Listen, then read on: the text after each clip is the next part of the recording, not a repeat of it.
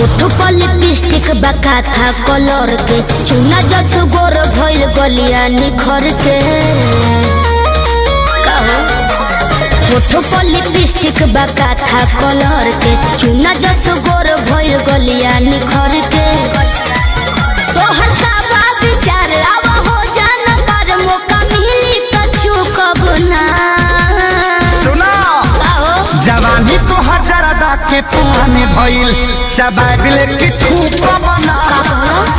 जवानी तोहर जरदा के पान भइल चबाबिल की ठूक बना।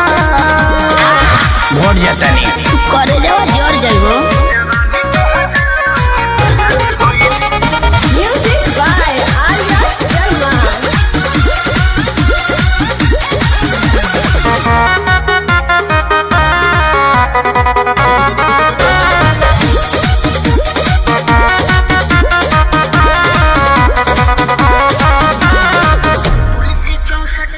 तुलसी 64 की मामी ये राजा भइल बा मोर अंगड़ाई।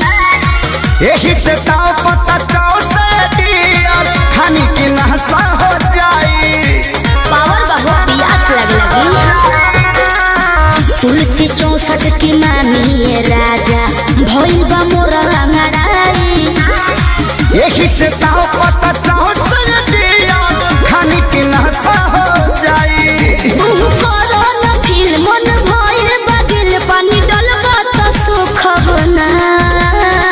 अच्छा हाँ।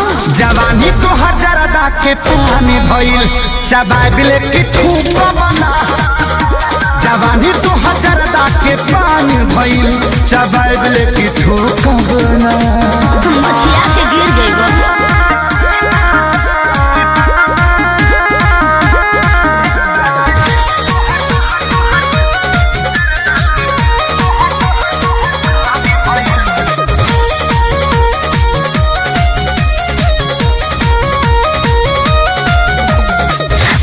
बनी कलकत्ता के भइल तोहरे ला कटल सुपारी।